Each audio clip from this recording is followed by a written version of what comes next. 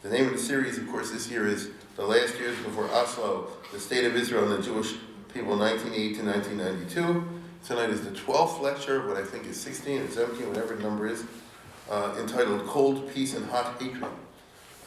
Israel and the Arab World, 1988 to 1992. That's lecture number 12. And here we go. Okay? So again, Cold Peace and Hot Hatred. Israel and the Arab World, 1988 to 1992. I'll start off from the beginning, as I always do. And the question, of course, is, Al pi derech hateva, if you're not expecting miracles, what exactly was Ben Gurion's plan in proclaiming the state in 1948? Did he really think the Arabs would make peace with him? Okay? Because Israel can't go on forever at a state of war. Halanetzach tochal cherub, as they say. I mean, you know, it can't go on like that forever. So what did he think? Now, to be perfectly honest, Ben Gurion and the others kind of forced themselves to be optimists or be or just dream, because they had to. And so they figured sooner or later the Arabs will accept the fait accompli and will develop normal relations, particularly if it's in their interest to do so. So maybe that won't happen exactly in 1948, but I'm sure we figured by 1958, something like that, 1968, it'll happen. Of course, it did not happen that way. Not exactly, anyway. There certainly was no end to the resentment, and there still isn't. So this is a basic fact of life in the Middle East. Israel wishes that the hatred and resentment would go away, but it has not, and I don't think it's going to. But there was, and there has been, instead of acceptance or forgiveness, there has been realpolitik. Okay?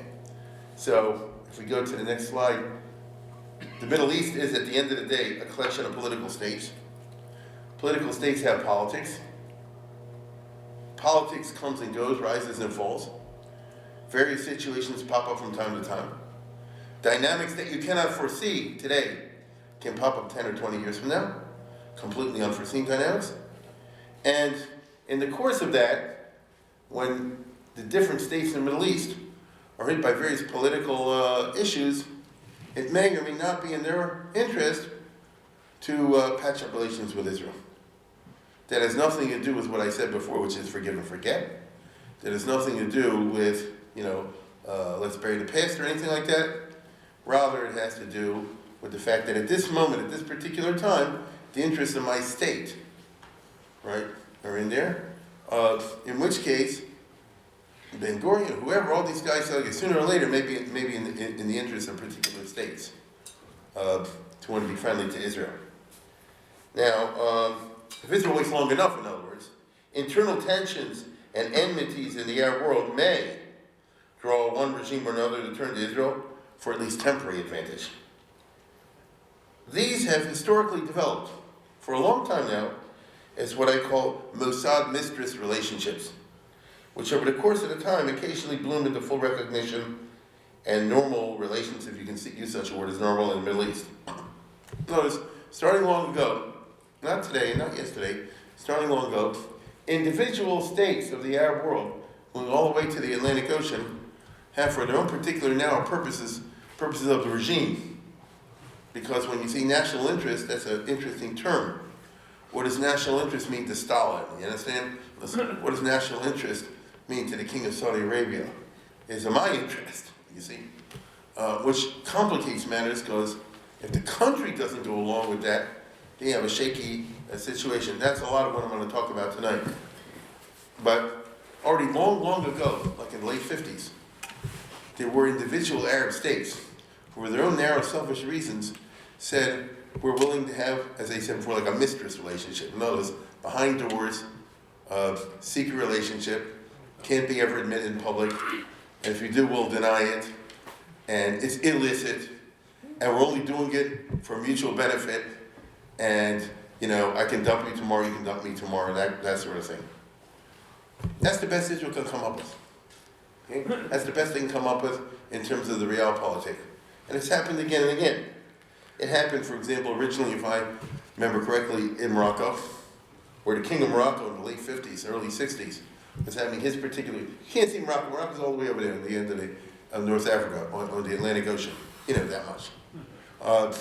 So Morocco, and the King of Morocco, I repeat, the king, had his own narrow interests against this politician, that politician, and without going into all the sordid details, because some of the details are indeed sordid, his secret police, the Israeli secret police, teamed up to do this, that, and the other, in return for which Morocco was willing to unofficially look away while tens of thousands of Jews were made Aliyah in the 60s. Okay. So, if you ever take the trouble to look at the number, you'd be surprised.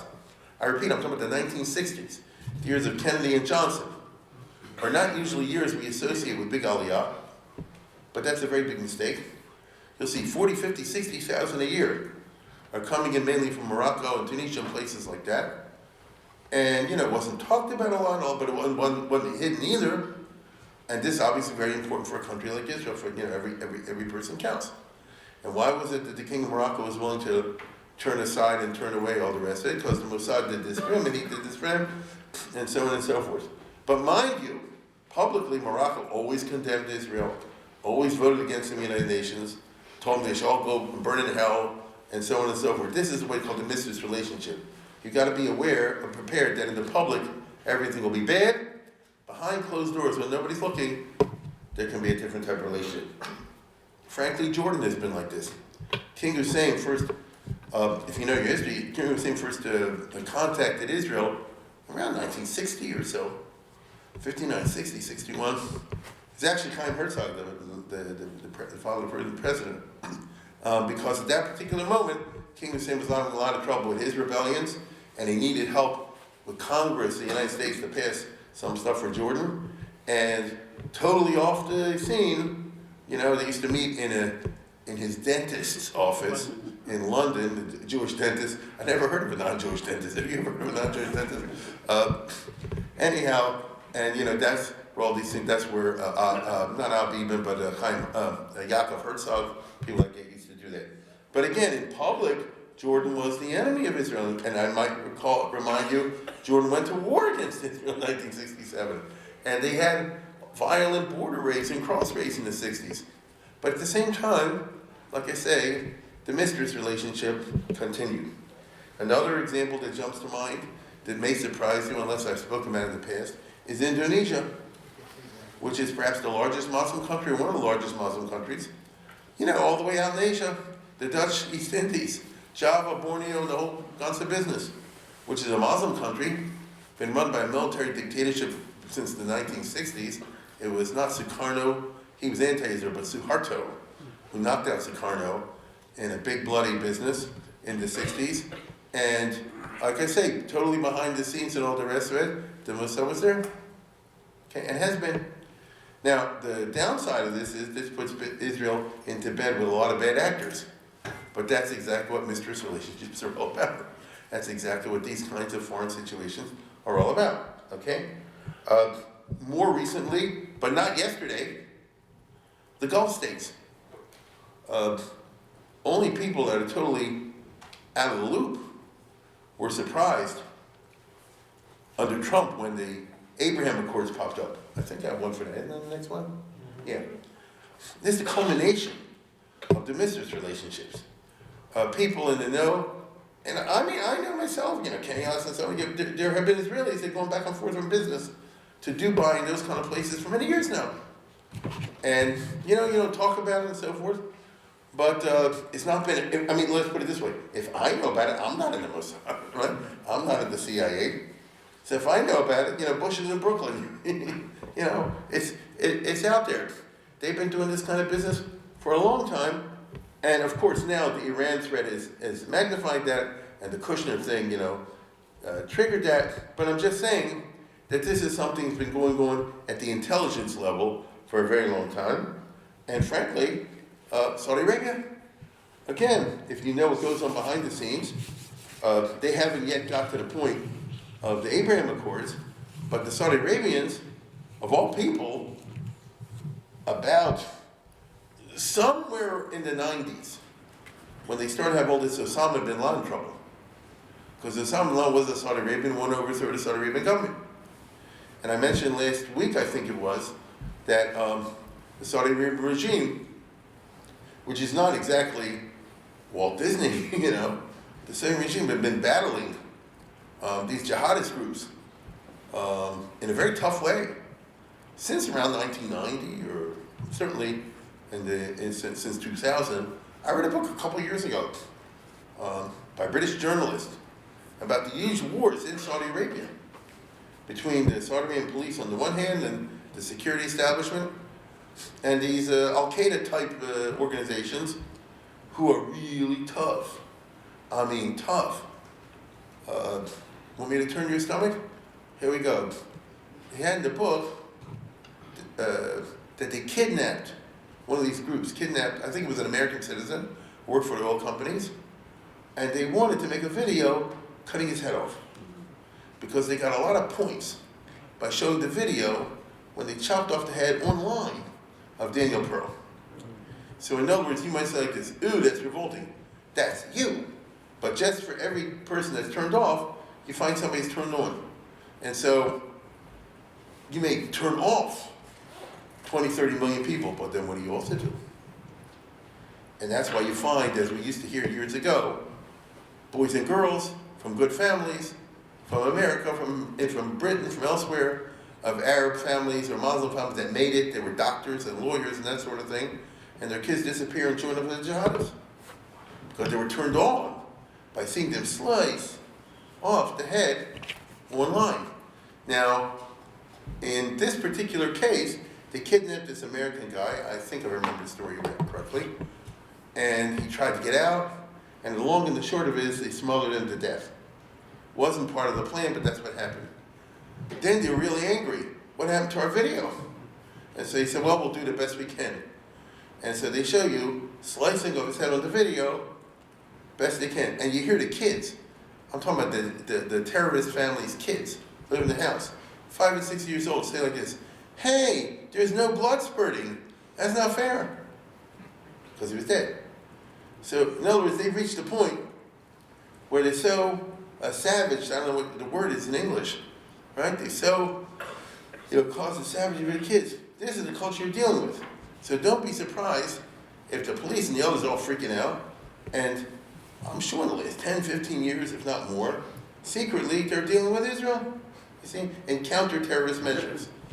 Because everybody knows that one of the most important tools in fighting these different terrorist groups, which are international in nature, is sharing information. Let me ask you the following question. Most of the good information the CIA gets, it gets from its own, or it gets from other intelligence organizations with whom it's teamed up.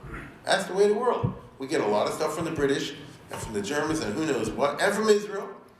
The CIA gets a lot of stuff from Israel, and vice versa. That's how it goes. So I'm simply trying to tell you that it's not the perhaps Ben-Gurion vision of forgive and forget, and bygones be bygones.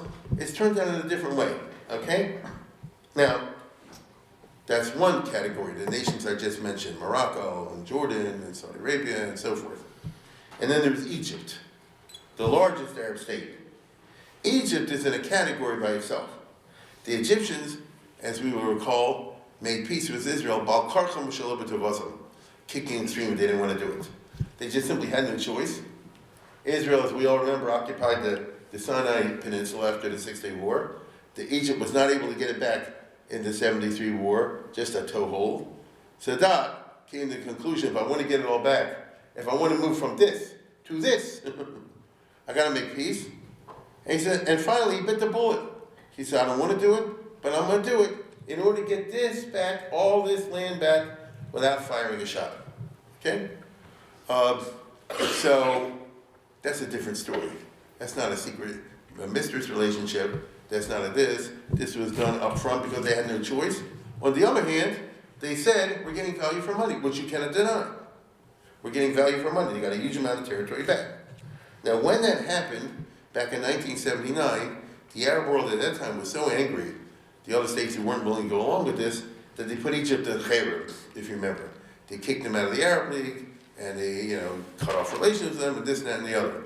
And Sadat was so angry, so I guess Egypt outnumbers all you guys put together, which was true. true. But nevertheless, that's what happened. When the Arab world put Egypt in Cairo, Egypt responded in two ways. Number one, very cleverly, because the Egyptians have had diplomatic experience since the time of the pharaohs. You have to remember that. They're the world's greatest and sneakiest diplomats. That's quite a statement I just made. And so they bided their time only a few years until the Iran-Iraq war compelled the Arab states to forgive Egypt. And so when Iraq was facing Iran and having a tough time, Saddam Hussein and all the others say, oh, we like Egypt now, come and support us and all the rest of it. What happened to the treaty with Israel? Whatever. By them, it's forgive and forget. Because I need you now. Okay? I need you now. So Egypt benefited from the realpolitik. So their cherem didn't last too long. Okay? Plus, Egypt was always in a position of saying to all of its critics, we got all of our land back, you idiots. Got it all back. How are you going to counter that? We should still keep war with Israel and not get our land back? Okay? That's number one. And number two, Egypt endeavored to demonstrate over the 1980s and afterwards that it remained an Arab state fundamentally hostile to Israel.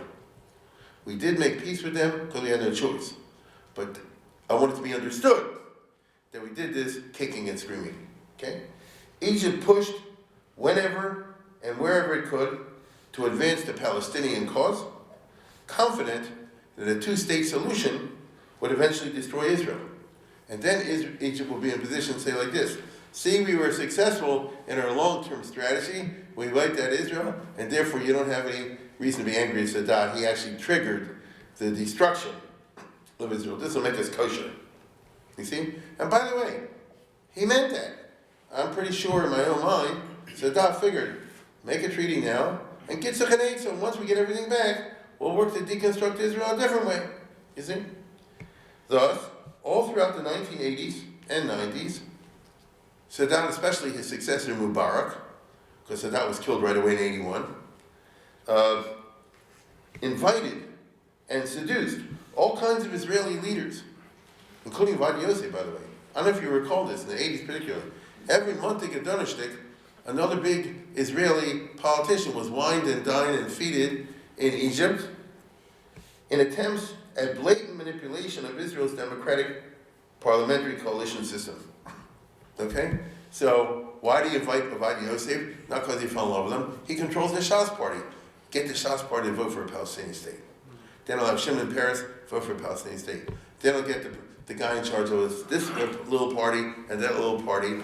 And these Jews were so stupid, they never asked themselves, how come all of a sudden Egypt is inviting me up here? Egypt is so anti-Israel.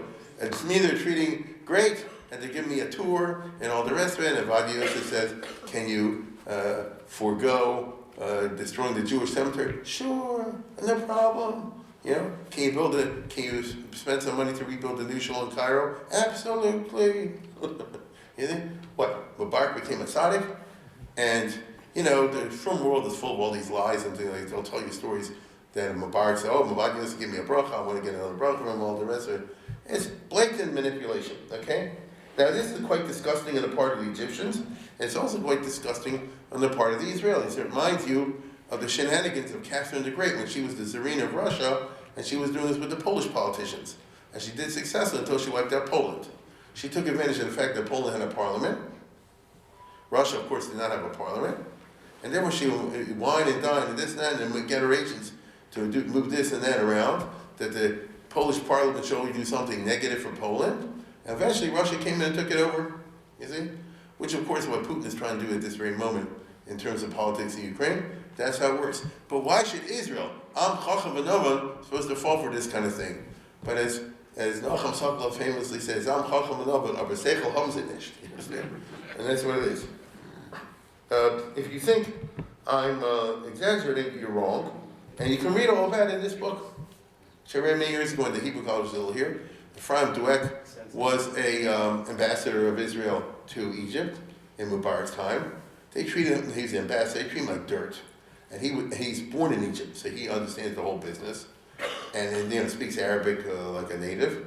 And he saw all the terrible things that the Mubarak regime was doing all the time, and also the what shall I say, the Avirah, the culture, the national feeling in Egypt, which is toxic towards Israel, and he recorded it. Okay. By the way, with all this, he said, as all the Israelis said, let me get to him. B'chol zot shalom. In other words, the situation stinks. Nobody knew better than him, and he was the ambassador under Shamir. So Shamir knew the score. You get a him, you're not gonna fool. Moshe and Shamir. But b'chol zot shalom is better than a war. Get it? So notice, Israel took a lot of junk off Egypt, and the Israeli government didn't react to all what amounts to disgusting and outrageous behavior on the part of the Egyptians, because you hold your nose and you do whatever you need to do to maintain the peace, because that is the supreme goal. B'chol zot shalom. Okay? That's how I call the book in Hebrew. So notice it's a junk, it stinks. B'chol zot shalom. You got to do what you got to do. Okay? As I said before, they never invited Shamir to Egypt. He is impervious to the flood. They didn't invite Moshe Aaron to Egypt. However, they did invite the next slide. They did invite Shimon Peres over there and people like that, because they're not impervious to the flattery. So Egypt, in other words, behaved with icy correctness. Yes, there was an Israeli embassy in Cairo, and Israeli diplomats were full members of the diplomatic community. They went to all the diplomatic events and the parties. But there was a strong social boycott of the Israeli embassy and its members on the part of the Egyptian public, especially among the Egyptian elites. The Israelis were ostracized and made to know. And so, if you remember a year or two ago, it was on the memory or somewhere else, this Egyptian guy who wanted to learn Hebrew walked into the Israeli embassy or something like that, asked a question, we're going to get a book in Hebrew. When he walked out, he was jumped by Mubarak's secret police and tortured and imprisoned and this kind of stuff. You get it? So in other words, anything beyond what's absolutely necessary. So it's like when you and I are doing a contract and we hate each other. I will stick to the letter of the contract, but nothing more. Okay? Now, thereby, Egypt was indicating that yes, it was adhering to the peace treaty, but reluctantly. Popular hatred for Israel actually was higher than anything before. And all you have to do is look at any of the memory things and all this kind of stuff. One guy called an Egyptian, I just didn't bother to bring it down. On the TV show, one guy called another guy a Jew. Somebody punched him. It's like the ultimate insult. And things like that. Okay? So it's an interesting case of cognitive dissonance on the part of the Egyptian public. On the one hand, Sadat's treaty was viewed as shameful, a blot on Egypt's honor. At the end of the day, he had to give in and make peace with Israel when they were in superior military position. On the other hand, the Egyptian public has to acknowledge that Sadat got back every single inch of Egyptian soil. You see? So you can't say the treaty was a failure. They got all their land back. So it was a good deal. The Egyptian military, too, was conflicted. On the one hand, they longed to attack and defeat Israel once and for all, fair and square. After all, Egypt was the giant, not Israel. On the other hand, the corrupt and undemocratic Mubarak regime had so much internal trouble, it couldn't take on Israel. Had they ever been able to solve their internal problems, I am convinced that they would have renounced the peace treaty. This may be true today. Think about that. If it was up to them, and the situation allowed it, and you didn't have a strong American president, and conditions allow, Egypt would simply say like this: we're no longer interested in this treaty.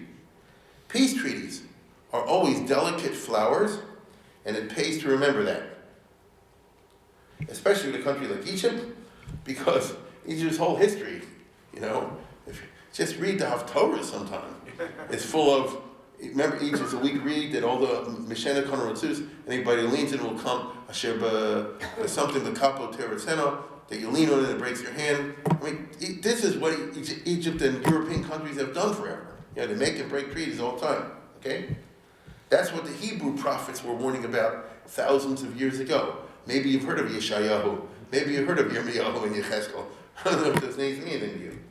But Egypt fortunately I guess, was never able, and likely will never be able, to solve its massive internal problems. Okay? They have basically a baby boom with no jobs. Okay?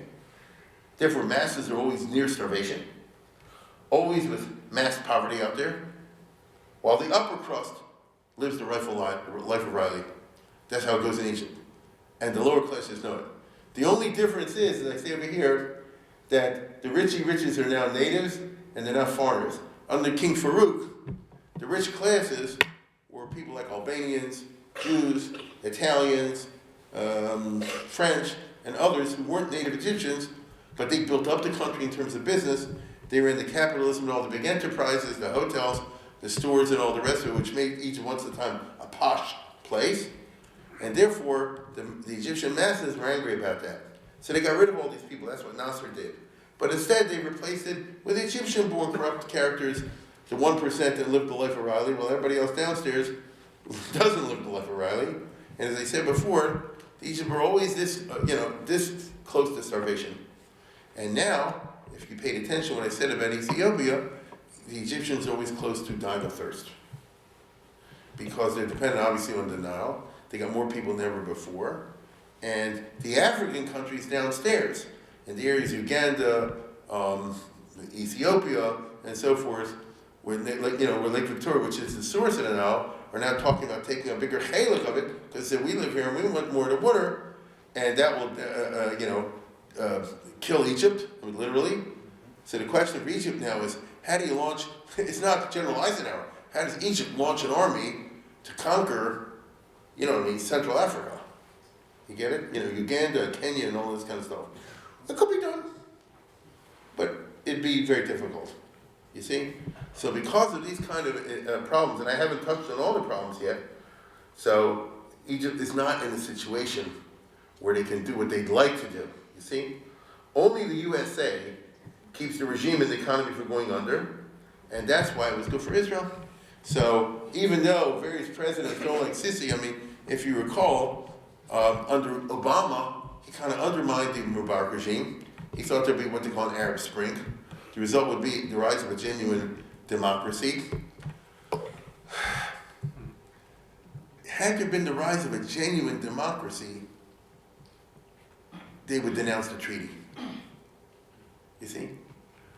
But if you're an Obama liberal, in his cabinet, the Jews and the others, but at least it'll be a democracy. You see? What in point happened, as we will call, is that it wasn't a democratic group that was elected to power, but the Muslim Brotherhood. So you didn't get exact democracy, but you did get a group that wanted to break the treaty with Israel.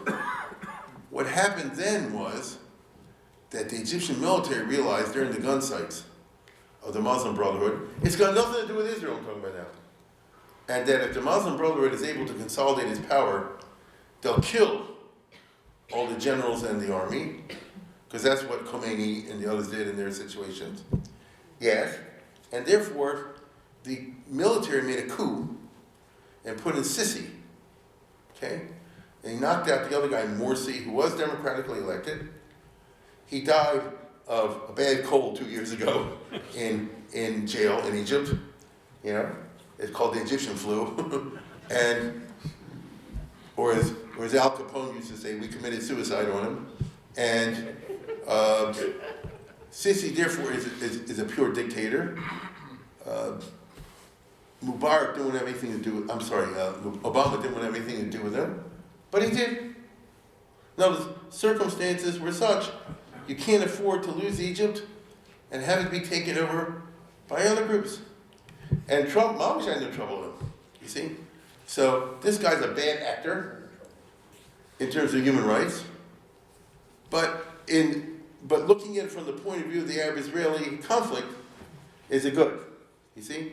Not because he likes Israel, I'm sure he hates Israel, but circumstances have forced him into bed with Israel. That's the situation I'm talking about. And the Egyptian regime, till this day, has continuous trouble from the Muslim Brotherhood in its various forms, who, if they ever grab power, would kill them all, and especially now, because, they would do it anyway. They would do it in 1960 to Nasser. But now that these guys killed their mother and brother. When they come back, there's going to be revenge. It was a big threat to the Egyptian regime. Listen closely, I'm about to tell you. Israel is no threat to the Egyptian regime.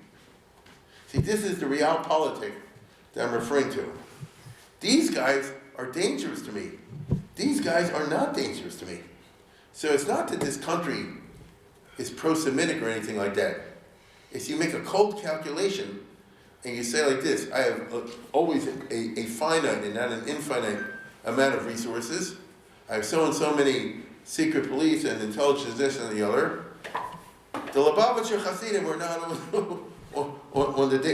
the groups that are dangerous to me. You see? You know, these Israelis are not the problem. The problem are these other guys who multiply all the time. Because of these circumstances, Mubarak regime and afterwards have kept the treaty. Okay? Israel, for its part, whose liberal public always longed for and still longs for a warm peace, this is what Haaretz wants, if I can use that term. Israel had to content itself with a realpolitik, cold, and even hateful peace. But beggars can be choosers. If it was up to Haaretz, they really would, for the best of reasons, to be able to go for a weekend to Cairo and catch the movies there or something like that, and have a good ice cream and then come back to Tel Aviv and so forth. It ain't like that. It ain't like that. Okay? Instead, indeed, the military dictatorship in Egypt, and Egypt has always been a military dictatorship. Right? Let's go to the next one. Let's be just clear about this. Egypt since 1952, so that's 70 years. What am I talking about? That's right, 70 years. It's a long time. Has been ruled by him, and him. Right? 4 guys. Which is a stable country. Yeah, stable dictatorship. All these guys were put into power by the army. I just want to be clear about that. So they don't call them the military dictatorship of Egypt and all the rest of it, but that's what they are. Okay? Now, the military dictatorship in Egypt has turned out to be, I'm sorry to say, the best possible regime as far as Israel is concerned. Right? Which always puts us in a funny situation. Like I said, that was the problem with the liberals in the Obama White House. On the one hand, you want a democratic government in Egypt. On the other hand, democratic government will kill Israel. You see? So what do? Let's go to the next one. When Mohammed Morsi was elected, the Muslim brother, he was very cautious, but he was totally moving in the direction of getting rid of everything and lining Egypt up with the Al-Qaeda and who knows what else. The mutual threat from the Muslim Brotherhood and its cognate networks threw and continues to throw the Mukhabarat and the Mossad into bed. The Mukhabarat is the Egyptian secret police, whatever you want to call it, and the Mossad. And so, as I said before, don't go by what you see in the news. Behind the scenes, these Mossad guys, these Egyptian guys, flying back and forth, talking all the time. And now with the internet and all that kind of stuff, they're in constant communication because they have the same enemies. They have the same enemies. You see? Now, today under Sisi, this is truer than ever. Relations between the Mukhabarat and the Mossad are tighter than ever because they have to be. If you follow the news, Israel last year even waived the ban on Egyptian soldiers in the Sinai Peninsula. In other words, under the Treaty of 1979, the Begin-Sadat Treaty, this has to be demilitarized, and Egypt can keep only a very small number of soldiers over here, so they shouldn't be a threat to Israel. On the other hand, it turned out in a way nobody expected. If there's a very small number of soldiers here, then there's no real police power. That meant that Al-Qaeda and the other bad guys, the Muslim Brotherhood types, said, okay, we have a large virgin territory where we can set up our own headquarters, and they've done so in areas with very sparse policing, and now they built up a huge threat, turned into a cancer. In order to fight this, Egypt needs to send an army in. Israel said yes. Because under the treaty it says they can't move any soldiers into Sinai unless Israel says yes. Israel has said yes. Isn't that amazing? So you can't get a better example of the fact that these countries are thrown together in this unusual way, for mutual benefit, Israel is willing to do things that no one, Menachem Bey could never imagine. You get it? Could never imagine. Israel will be okay with Egypt sending tanks and armor and this and that and the other into Egypt? Yeah, because you got a new situation on your hands. So it's kind of funny that way. The same kind of situation, the Mukhabarat, which is what they always call in all the Arab countries, the secret police, the Mukhabarat and the Mossad, this is true in other regimes as well, especially Jordan. Okay? Jordan, again, is even a better example. The population is seething with hatred for Israel. The population. The Muslim Brotherhood and similar groups are very potent and very powerful and very popular in Jordan. There are also, of course, all the Palestinians that live there from the 48 war. The regime is a very police state type regime, but could always delicate, it could be overthrown. And so Israel is well aware of this, and 99% of the time, except once in a while Israel screws up, they will let the king of Jordan spit all over them, criticize them, do whatever it takes, because he want to help the guy with his domestic situation, because the alternative is worse. Okay? So secretly, the Jordanian officials of their Mukhabarat and all that kind of stuff are talking in communication with Israel all the time. You wouldn't know it from the public because Jordan is always attacking and blasting Israel and cussing them out and so forth. For example, with the Harabayas last year and all the rest of it. In Israel, their own people and the Mossad, all those things, let the Jordanians say whatever they want, let them insult you whatever they want. This is the price of doing business in the Middle East. It's better. This regime is better than all the others, and therefore you just have to keep that in mind. Okay? Because God forbid, what would happen if the bad guys took over in Jordan next door to Israel? God forbid. You see? This is the world, as I said before, it's a cold hatred, it's a hot hatred and a cold peace. This is the reality that crystallized in the late 80s and afterwards in the Middle East. And so if you're Israel, you just got to deal with all these countries at two levels. You see? Just go with two, you just know it. Okay? Now, so the security sources level, there's been a long-term human conflict, which has thrown the regimes in. Notice the public doesn't like Israel. What Israel hopes for is that the fact that there's frequent contact between Israeli officials of a certain sort and, let's say, for example, Jordanian officials of a certain sort, maybe that creates kind of human relationships. And maybe they can flower, maybe. You understand? Because the fact of the matter is, I know you very well, I do you favors, you do me favors, I invite you to my bar mitzvah. This is true. I know it sounds funny, some of these Mossad guys, if they'll have a bar mitzvah or wedding in family, they'll invite the Jordanian guy without saying who he is, and vice versa, the Jordanian will invite him to his, family thing. And now, you can't tell. It's also possible that the guy who's your best friend will stab you in the back. No question about that. You try.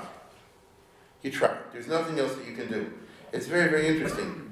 Now, one of the great impediments against this flowering into a real peace is the following problem. The regimes, until the late Trump era, it's only changed in 2019 as far as I can tell, the regimes pushed the fully anti-Semitic cultural messages at all levels of society.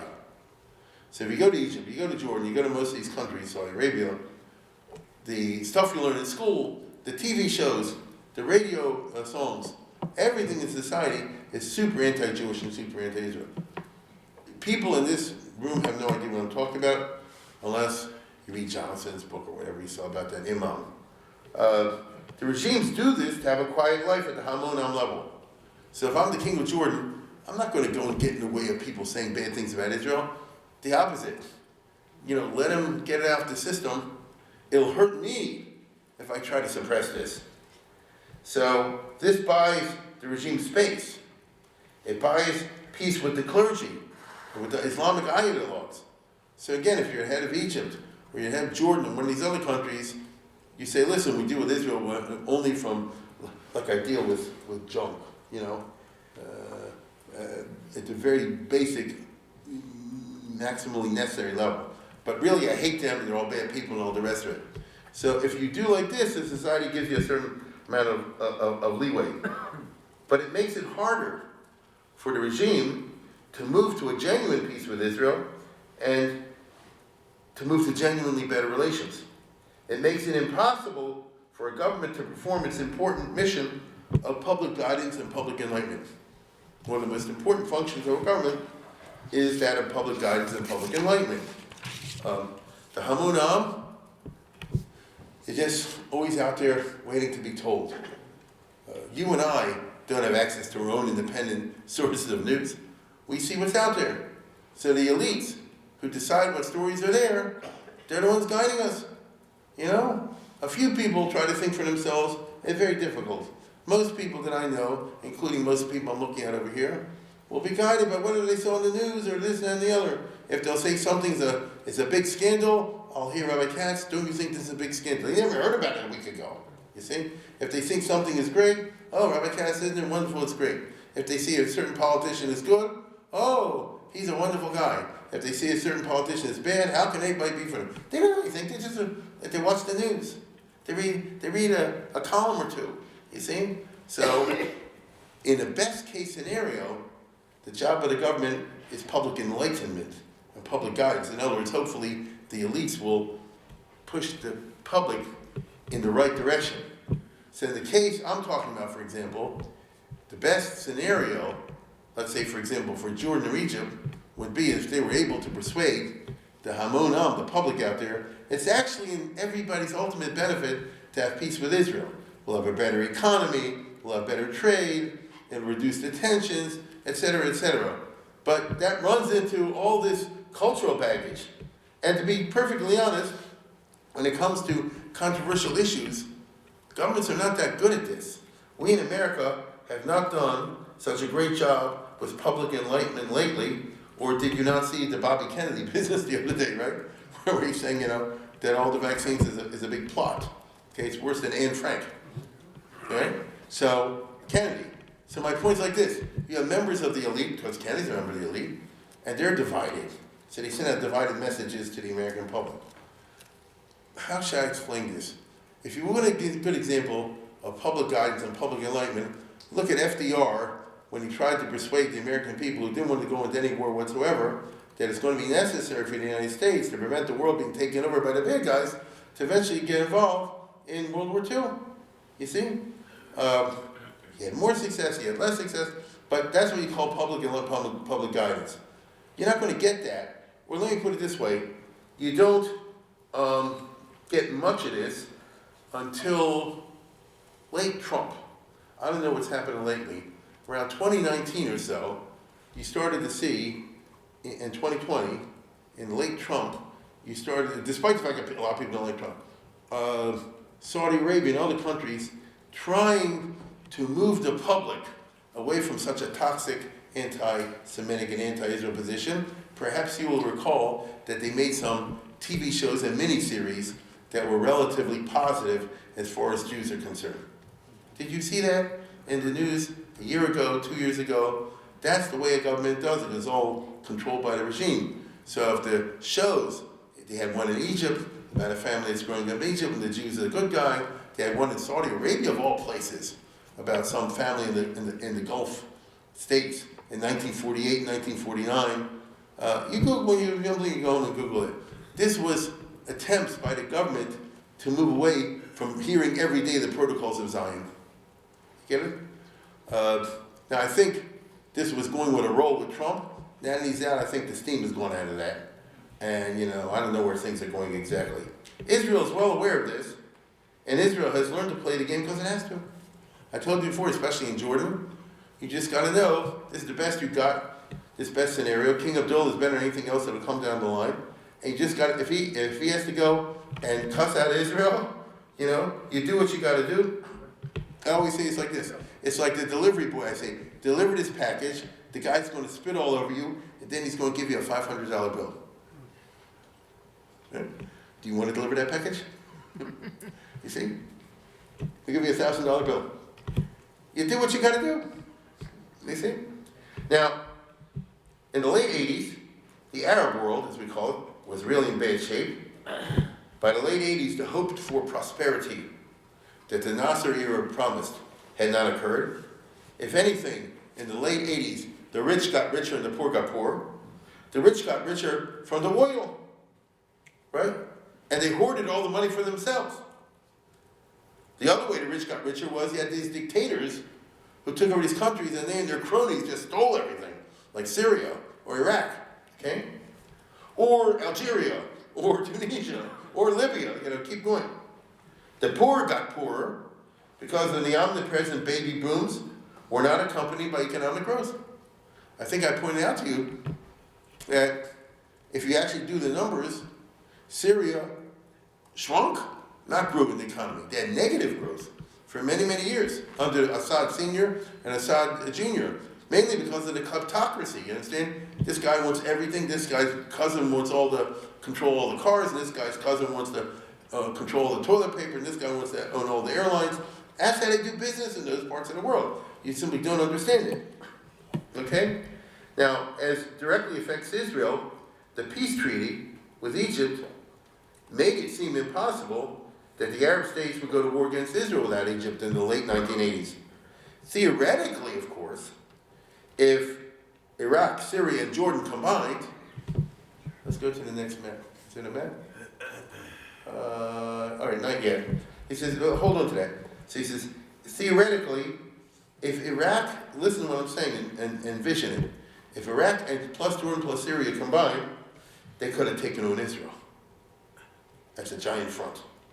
Especially with Israel at that time dragged down, as we saw last week, with the Intifada and the Shtachim, and the war with Hezbollah in South Lebanon. That's all we need should come an attack from what we call the Eastern Front. Okay? Lamaisa, Iraq and Syria hated each other so they wouldn't cooperate. Whew.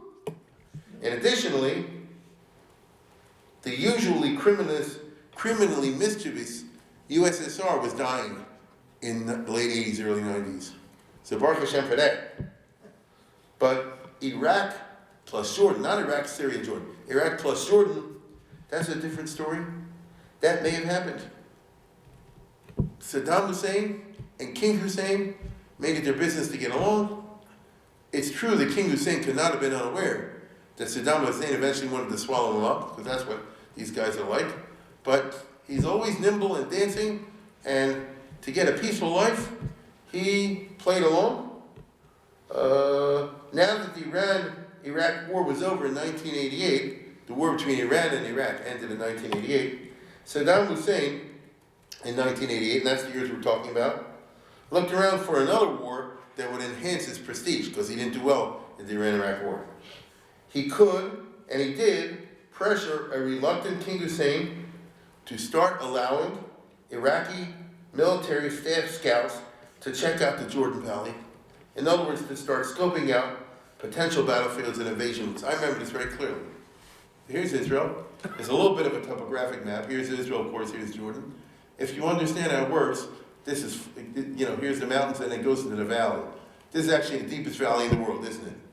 Everybody knows that the Dead Sea is a mile below sea level. We all know if you go to Israel, you go to Masada, you're going down, down, down. So basically it's up and down, up and down. So Israel started seeing Iraqi staff officer from Baghdad. Here, what the heck is going on? And you know what the Iraqis are figuring? Where do we bring the tanks? And how do we launch an attack? And this and that and the other. It was a mess. And Israel said to King Hussein, so you want Jordan to get involved in a war? And King Hussein said, in other words, Hussein might not have been in a position to resist this. This is exactly what happened in 1967, when it was not his plan to go to war against Israel.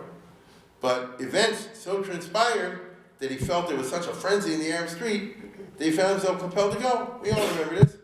So it was a similar situation developing in 1988 and 89. Israel was pretty scared, and they had good reason, because you had coming here from Iraq a gigantic, blooded, and battle-hardened Iraqi army.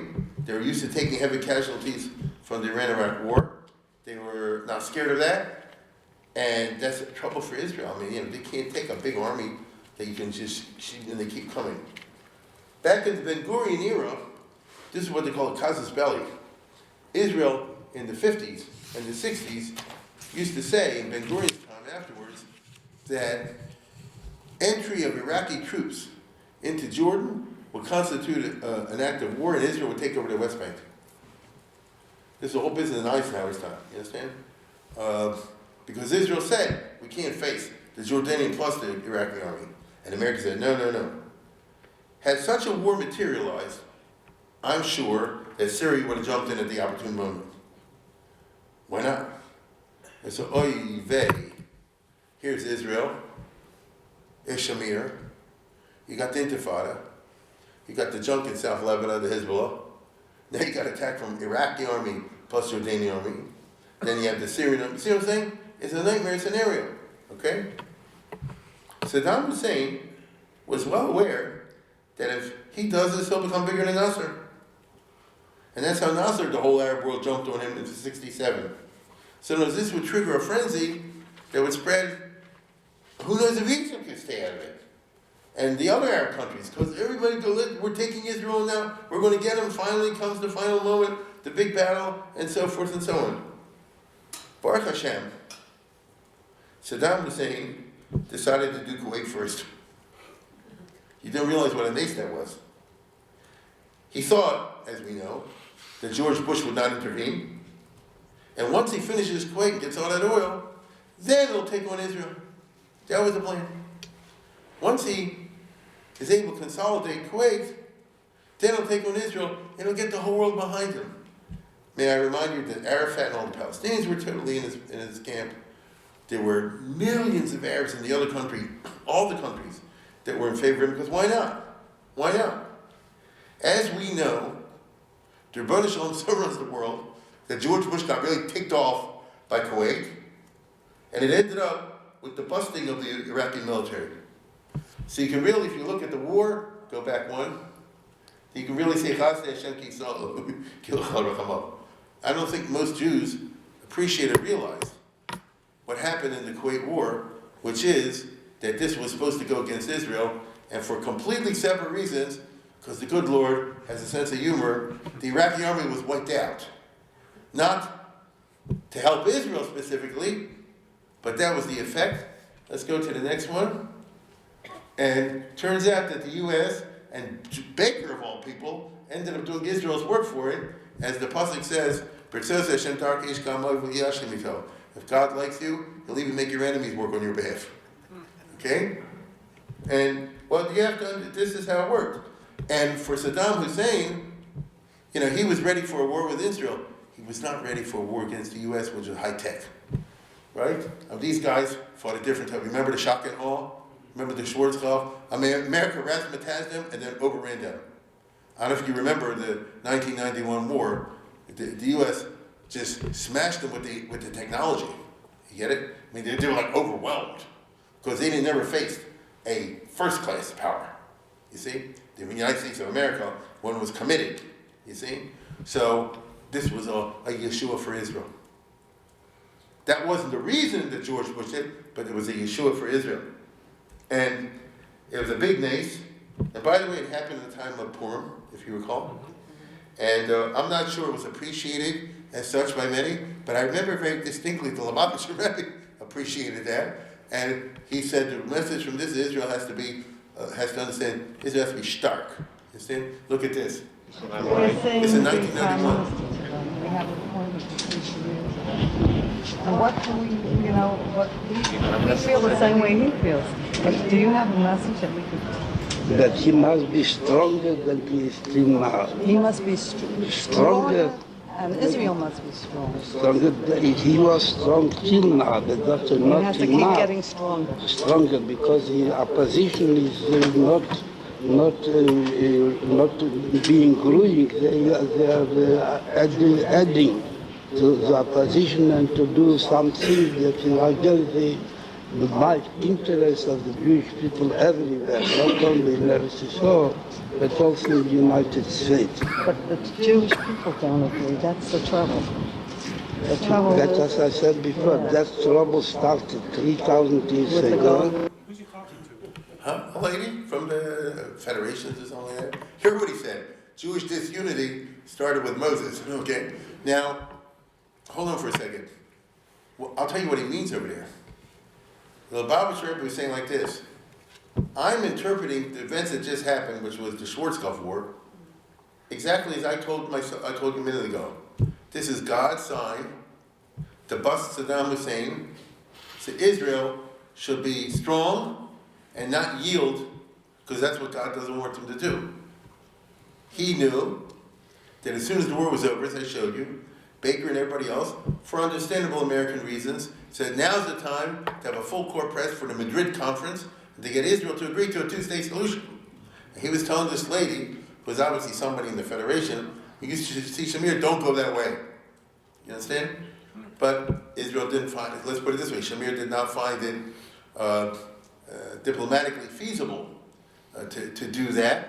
Although later in life he said, I made a mistake, I should have listened to the Rebbe.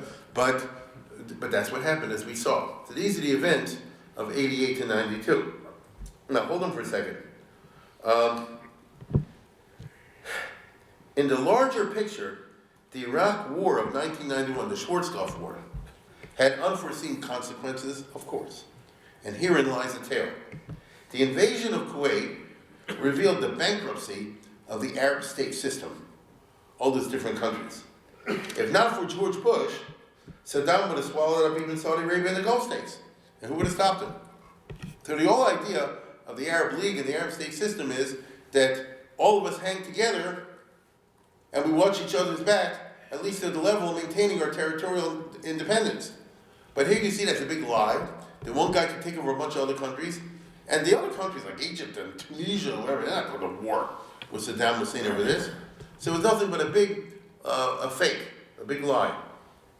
Think about how a successful Iraqi invasion would have affected Israel.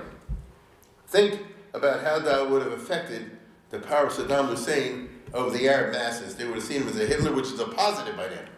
Okay? The exposure of the bankruptcy of Arab nationalism and Arab independence was brought into relief by the presence of U.S. troops and other allied troops in Mecca and Medina, because George Bush and Baker had to send all these soldiers to Saudi Arabia to protect Saudi Arabia, which outraged the very religious Muslims. Okay? Regimes that need foreign troops to protect them are not real regimes, not in the eyes of their subjects. If you've got to be maintained by others, your own people lose respect for you. Get it? In other words, the 1991 war was a big blow to the legitimacy of the Arab state system.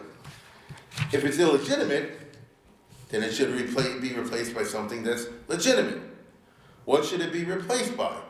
As we've seen in the last 30 years, one of the ideas, one of the big pushes is it should be replaced by a single great Arab state, a caliphate, run on the Sharia law, on the pure Islam. As we know with hindsight, the jihadist threat to the entire Arab state system is one of the big stories of the last 30 years. So these guys, nobody heard of them before the George Bush War. It didn't exist out there, they're like marginal figures. But in the 30 years following that, they became central figures, as we know. What the very religious types thought of, we said, let's go back to this. We had it once. This is the caliphate of the Middle Ages. It's a single Arab state, not a whole bunch of little ones that one plays off the other. A single state that runs from here to here. Okay? That's what we had once. And if you're, let's put it this way, if you're more expansive and you are more jihadist, you say, wait a minute, what about the Ottoman territories? So they go for this map, which is not only what we saw, but remember the Ottomans conquered up to Budapest. And they had this and this and this before Russia won it back. So this is what they want as a single state, ruled centrally according to very frum Islamic law. This is what, now I will remind you, no one heard of this before the George Bush War, right? We never heard of this. We heard of Nasser, we heard of Mubarak, we heard of Saddam Hussein, nobody heard of this kind of stuff. Saddam and Baker and Bush never dreamed they were letting this genie out of the bottle, but they did. Jihadists, may I remind you, Saddam Hussein said that Osama bin Laden said the reason he crashed the planes into the building was because of the outrage that infidels are in Mecca and Medina. Do you remember that? Okay.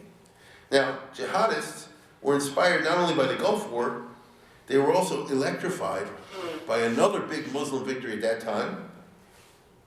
The other one, not the retreat of the IDF from South Lebanon, which was important. Instead, I refer to the expulsion of the Soviets from Afghanistan. I mean, these guys beat the Russian army. That's amazing. These jihadist guys with the funny hats and all the rest of it kicked out the Red Army. Okay, they kicked the Ruskies out of Afghanistan.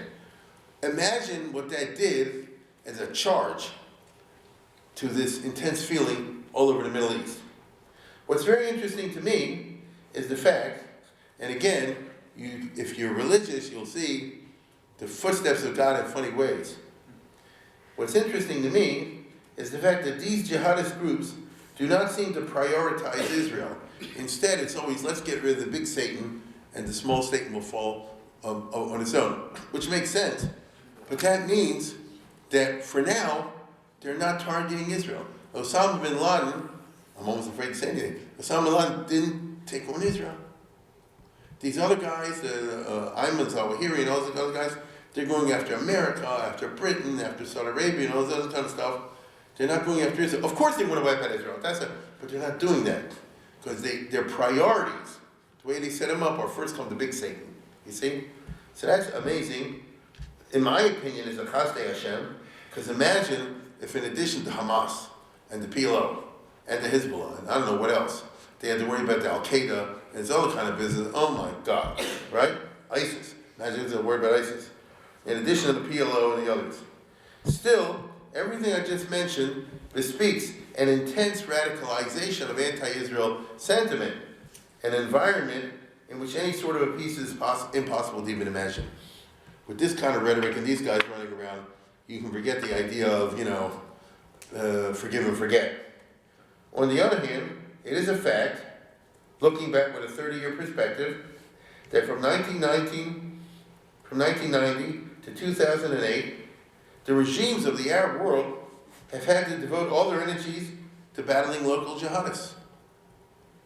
They may not proclaim this for the United Nations, but I'll tell you again, the real reality is Jordan, Syria, Saudi Arabia, the Gulf states, Egypt, Libya, they're worried 24/7, properly so, with the local Al-Qaeda types or whatever, jihadist groups. Israel is not on their agenda of problems. You see? One big series of Mukhabarat versus jihadist wars consisting of terrorism versus counterterrorism. And so if you go today, Morocco at the moment is a little quiet. Algeria has been fighting for 25 years a very bloody war against the jihadists. Now the Algerian regime is extremely bloody. So it's what it is. But no holds barred. So A blows up B, B blows up A assassinates B massacres A. It goes on all the time in Algeria. You never hear anything about it. Tunisia used to be quiet, it ain't quiet anymore. Ever since that guy had the Arab Spring. And you have all this kind of stuff running around over there. Libya, I merely have to say the word. Okay? The whole Libya is a mess and a half. Okay? Now wait a second. Egypt is fighting the Al-Qaeda and those types, the jihadists, 24/7. Egypt has a gigantic secret police operation. Let me be clear. Egypt has a gigantic Gestapo and SS operation going against these guys because they have a country of 100 million. And they're rounding them up and torturing them and putting them in jails and shooting them and I don't know what else, electrifying them all the time, because whoever you don't, they go after you. Okay? Saudi Arabia is in the same situation, except that what makes it even worse is, in addition to the Sunni Al-Qaeda types, you have big problems with the population over here, which is Shiite. I don't know if you remember, there was a big Shiite cleric who a couple years ago cussed out the Saudi family and they hanged him. You understand? And and the same thing happened, in Yemen is a major civil war going on now, but the Houthis and the Pouthis, in other words, so again there's a Shiite jihadist groups. Iraq, I merely need to say the name Iraq, you understand? It's country after country. So it's not an exaggeration on my part. Lebanon, again, I nearly have to say the word Lebanon. You see? This is why Jordan is always like this.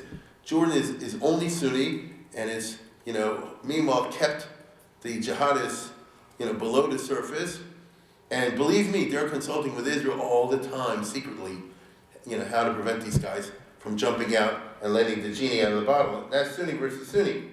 Mind you, if the Sunni jihadists win, there are two countries that are in the gun sights, Israel and Iran. They're going after Iran because Iran is infidels, because they're all kind of Islam.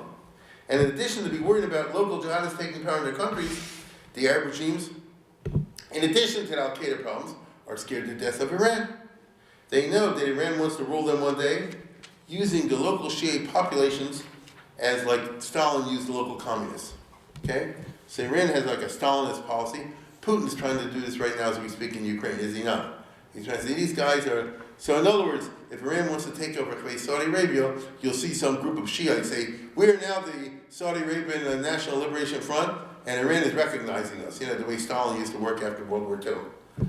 These very real tactics, which are terrifying, have made Arab regime elites acknowledge, at first publicly, privately and then publicly, that Israel, Zionist imperialism, etc., is a bunch of baloney.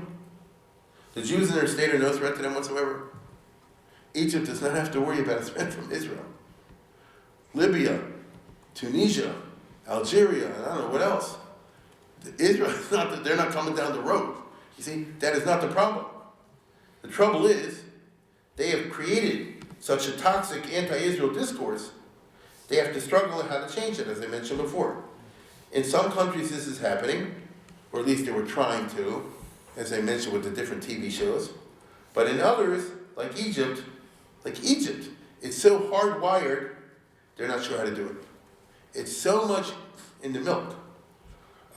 Who was it? Jonathan, somebody said, the book that the guy, they give out to all the kids in Turkey, said today, you give everybody, in Arabic of course, or Turkish, it's a Mein Kampf, it's a Protocols of Zion, it's Henry Ford, the Dearborn Independent. They're giving out like you give comic books out, you see? This leads to a situation in which the other Arab countries want a Palestinian state, not because they give a darn about the Palestinians, but because they hope that a Palestinian state will help them lower the white-hot hatred for Israel, thereby enabling the regime to engage in open relations with Israel, which they feel will enhance their security, the regime's security. Now this is not true. If they get a Palestinian regime, that only makes things worse, but that's not how they see it. Okay? The jihadists, and what I call their pinko sympathizers, because there's a lot of people, Muslims, who maybe don't take up the weapons, but sympathize with them, they're now the natural opposition in the Arab world to any easing up vis-a-vis Israel. This is the basic political dynamic in the Arab world today. It's been around for 30 years. Things are a little more complicated because of the big roles of Iran and Turkey, each of whom used to rule the Arabs in the past. If I were an Arab, I would worry about them because there was a time when Iran ruled half the Arabs. This is not that long ago. This is the 1600s. I'm not talking about Ahasuerus. I'm talking about the Safavid Empire of Nadir Shah, when Iran owned all this, Iraq and so forth. Baghdad was an Iranian city, okay, 18th century. Eventually the Turks reconquered this area, and but the wars, as you and I know, goes on. Okay, you say, well, the Turks, the Sunnis got it back in the late 18th century, and that's the end of the story. Iran said, that's not the end of the story. That's not the end of the story. You think we haven't written the last chapter in that story? So Arabs weren't independent; they were ruled by the Iranians. And obviously, the Ottoman Turkish Empire ruled all the Arabs. So the truth of the matter is, if I were an Arab, I'd be a little nervous that these guys want to set up their empires again over me, which is the truth. But if you're constantly harping on Israel, you won't pay attention to the threat that I just described, will you? Now, whatever national interest indicates, religion is always going to be against Israel, the Islamic religion. So to sum up, the late 80s saw the beginnings of the new dynamics of the last 30 years. Its realpolitik versus hatred of the Jews. Its national state interest versus the dangers of Iran and Shiism, on the one hand anyway, and the Sunni Caliphate on the other hand, and maybe even Neo-Ottomanism, because Erdogan, if he's able to, if he's not broke, would like to set up the Turkish Empire all over again. I showed you last year, people don't pay attention to it. Turkey recently purchased a port city over here. Sudan gave them a port city. This is in the 21st century, a return of imperialism. It was in the papers. It's incredible. And why does Turkey need a fortress, naval fortress over here? Tell me that, you see? So actions speak louder than words. As we have seen, the Rebbeinu Shalom has definitely intervened at strategic moments. You and I cannot see the grand sweep. All we can do is pray that Israel be like Rabbi Akiva and roll with the waves. There's a famous story in the Gemara that many have heard. Rabbi Gamliel says, I once saw a person on a ship, the ship broke, and I was worried about the Talmud Chacham there, Rabbi Akiva, and when I reached land, I saw Rabbi Akiva, and I said, how did you survive? He said, I grabbed onto a piece of the boat, flotsam and jetsam, and it's not unbelievable. Every time there's a wave, I ducked. You see? So, is this, you understand, he didn't get crushed by the wave, he always ducked. Is this not the situation that Israel finds itself today in the Middle East? On that happy, as a realistic, though hopeful and prayerful note, I say to you good night.